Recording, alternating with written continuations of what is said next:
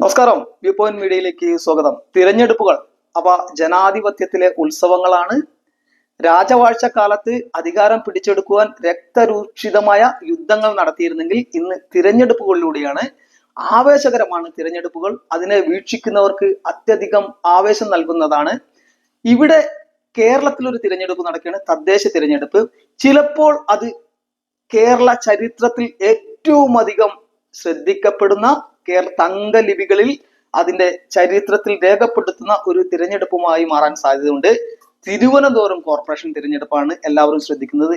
എന്തായിരിക്കും തിരുവനന്തപുരം തിരഞ്ഞെടുപ്പിലെ ഒരു പാർട്ടികളുടെയും ഒരു മുന്നണികളുടെയും സാധ്യതകൾ എന്ന് പരിശോധിക്കുകയാണ്. നമുക്കറിയാം, 1940 ഒക്ടോബർ 31 തിരുവനന്തപുരം നഗര കോർപ്പറേഷൻ നിലവിൽ വന്നത്. അതിനുശേഷം ആദ്യ 24 കൗൺസിലർമാരായിരുന്നു ഉണ്ടായിരുന്നത്. കഴിഞ്ഞ തവണ 100 കൗൺസിലർമാരായിരുന്നു 2015. ആ 100 കൗൺസിലർമാർ ഇത്തവണ വാർഡ് പുനർവിഭജനത്തോടെ ഒരു വാർഡ് കൂടി 101 പേരായി. ആ 8 വാർഡുകൾ ഇല്ലാതായി, പകരം 9 വാർഡുകൾ നിലവിൽ വന്നു. ഇതിൽ ശ്രദ്ധേയമായ ഒരു കാര്യം, ഭരണകക്ഷിക്ക് ചില സൗകര്യങ്ങളുണ്ട്. വാർഡ് പുനർനിർണയത്തിൽ അവരുടെ താല്പര്യങ്ങൾ സംരക്ഷിക്കാൻ അവർക്ക് കഴിയും. അതുകൊണ്ട് തന്നെ പ്രതിപക്ഷത്തിന്റെ കയ്യിലുള്ള 5 വാർഡുകളാണ് ഇല്ലാതായത്. 3 വാർഡുകൾ കോൺഗ്രസിന്റെ വാർഡുകളാണ് ഇല്ലാതായത്, 2 വാർഡുകൾ BJPയുടെയും. കോൺഗ്രസിന്റെ വാർഡുകൾ ഇല്ലാതായ വാർഡുകൾ വളരെ രസകരമാണത്. നമ്മൾ ശ്രദ്ധിക്കേണ്ടത്, നിലവിൽ വന്നതിന് ശേഷം, കോർപ്പറേഷൻ നിലവിൽ വന്നതിന് ശേഷം കോൺഗ്രസ് മാത്രം ജയിക്കുന്ന മുല്ലൂർ, ശംഖുമുഖം, പെരുന്താനി വാർഡുകളാണ് ഇല്ലാതായത്. കോൺഗ്രസിനെ ഇപ്രാവശ്യം കുറച്ച് ഇടതുപക്ഷം ഭയക്കുന്നു എന്നുള്ളതാണ്. അതാണ് ഈ തെരഞ്ഞെടുപ്പിനെ കുറച്ചുകൂടി ആവേശകരമാക്കുന്നത്.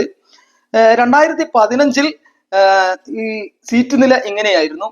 അത് പറയുന്നതിന് മുമ്പ് എനിക്കൊരു വളരെ രസകരമായിട്ടുള്ള ഒരു ആവേശകരമായ ഒരു ചർച്ചയെ കുറിച്ച്, ഈ തിരഞ്ഞെടുപ്പ് ചർച്ചകളുണ്ടല്ലോ, ഈ തിരഞ്ഞെടുപ്പ് ചർച്ച 2015 മുമ്പുണ്ടായിരുന്ന തിരഞ്ഞെടുപ്പ് ചർച്ച എന്നും മറക്കാതെ എൻ്റെ ഓർമ്മയിലുണ്ട്. VV രാജേഷാണ് ഒരു വശത്ത്, മറുവശത്ത് ഇന്നത്തെ വിദ്യാഭ്യാസ മന്ത്രി V ശിവൻകുട്ടിയാണ്. വളരെ വാശിയോടുകൂടി ശിവൻകുട്ടി VV രാജേഷിനോട് പറഞ്ഞു, BJPക്ക് 3 സീറ്റുകൾ ലഭിക്കുകയാണെങ്കിൽ ഒരു തങ്കമോതിരം താങ്കളുടെ കയ്യിൽ ഞാൻ ഇട്ടു തരുന്നു. VV രാജേഷ് പറഞ്ഞു, 3 അല്ല 30 സീറ്റ് ഞങ്ങൾ നേടും, ഞങ്ങൾ അധികാരത്തിൽ വരുന്നു.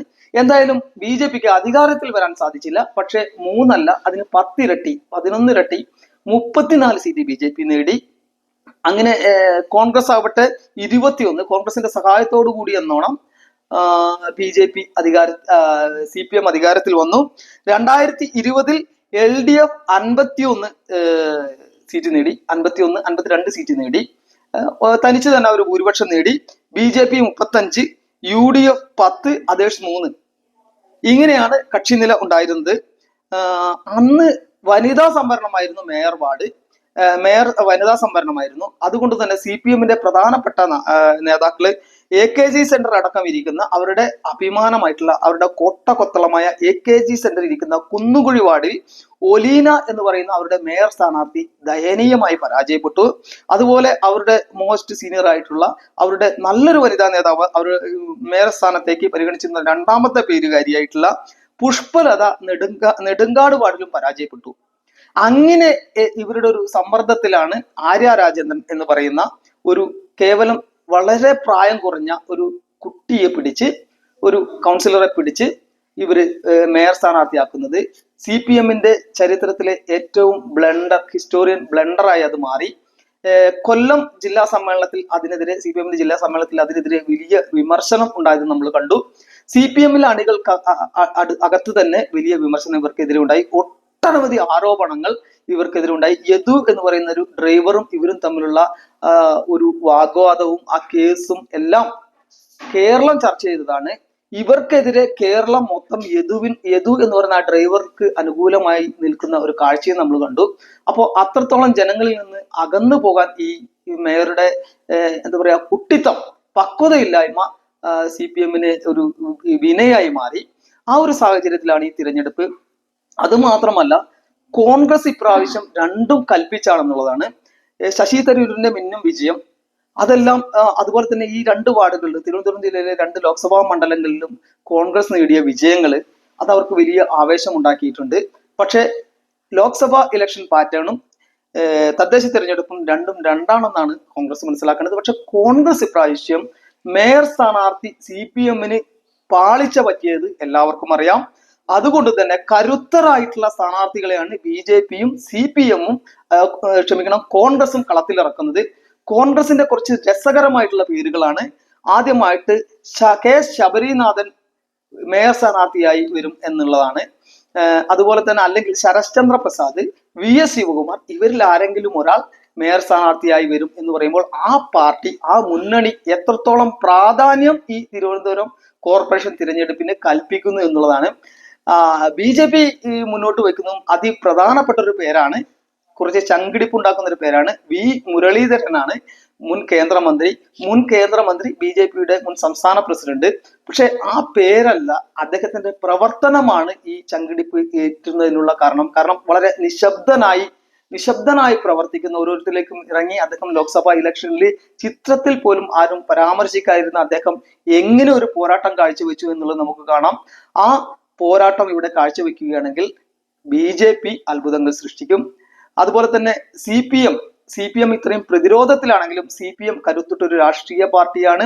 സംഘടനാ സംവിധാനത്തിൽ അവരെ വെല്ലുവാൻ, സംഘടനാ പ്രവർത്തനത്തിലും സംഘടനാ സംവിധാനത്തിലും സംഘടനാ ശക്തിയും അവരെ വെല്ലുവാൻ ഈ ഒരു രാഷ്ട്രീയ പ്രസ്ഥാനം കേരളത്തിൽ ഉടലെടുക്കേണ്ടിയിരിക്കുന്നു. കൃത്യമായിട്ട് അവർ ബ്രാഞ്ച് തലം മുതൽ, ലോക്കൽ തലം മുതൽ, ഏരിയ തലം മുതൽ, ജില്ലാ തലം മുതൽ തിരഞ്ഞെടുപ്പുകൾ നടത്തി, സമ്മേളനങ്ങൾ നടത്തി, സംസ്ഥാന തിരഞ്ഞെടുപ്പ് വരെ, സംസ്ഥാന സമ്മേളനം വരെ നടത്തുന്ന ഒരു ലെവലിലേക്ക് അവർ എത്തിയിട്ടുണ്ട്. സംഘടനാ സംവിധാനം ശക്തിപ്പെടുത്തിയിരിക്കുന്നു CPM. ഒരു ഫിനിക്സ് പക്ഷിയെ പോലെ അവർ ഉയർത്തെഴുന്നേക്കുമോ എന്നുള്ളതാണ് നമുക്കിതിൽ ചോദിക്കാനുള്ളൊരു ചോദ്യം. അവരുടെ സംഘടനാ സംവിധാനത്തെ മറികടക്കാൻ കോൺഗ്രസിന് സാധ്യമല്ല എന്നുള്ളത് ഏകദേശം അറിയാം. വലിയ തിരഞ്ഞെടുപ്പുകൾ പോലെയല്ല തദ്ദേശ തിരഞ്ഞെടുപ്പുകൾ. പ്രത്യേകിച്ചും തിരുവനന്തപുരം കോർപ്പറേഷനിൽ കോൺഗ്രസിന് ഒരു കാരണവശാലും CPM-ന്റെ സംഘടനാ സംവിധാനത്തെ മറികടക്കാനുള്ള സംഘടനാ ശേഷി ഇല്ല എന്ന് തന്നെ പറയേണ്ടി വരും.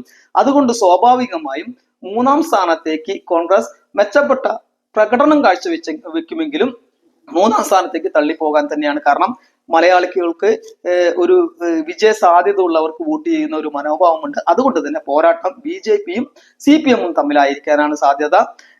കോൺഗ്രസിനെ അപേക്ഷിച്ച് CPM ഭയക്കേണ്ടത് BJP-യാണ്. കാരണം സംഘടനാ ശേഷിയിൽ CPM-നോളം തന്നെ തിരുവനന്തപുരം ജില്ലയിൽ ചിലപ്പോൾ അതിനെ മറികടക്കുന്ന രീതിയിൽ BJP-ക്ക് സംഘടനാ ശേഷിയുണ്ട്.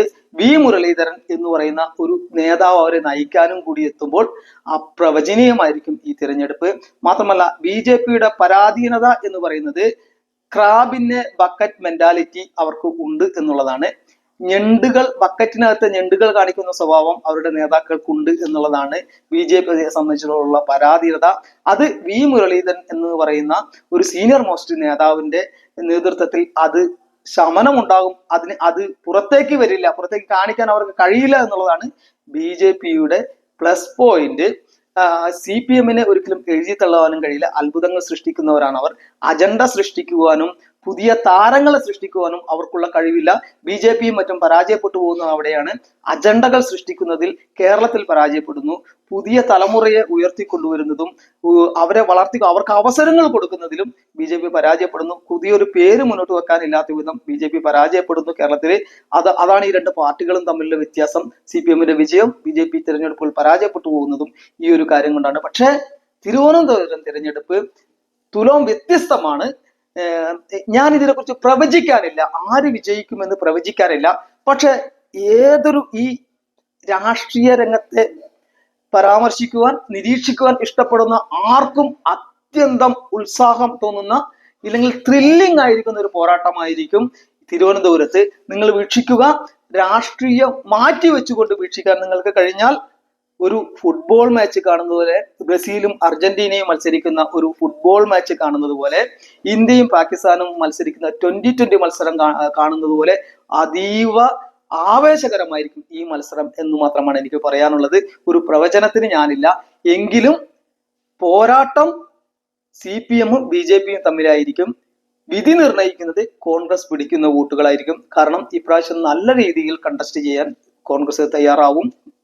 കോൺഗ്രസ് പിടിക്കുന്ന വോട്ടുകൾ ഇടതുപക്ഷത്തിന്റെ ബക്കറ്റിൽ നിന്നാണ് ചോരുക.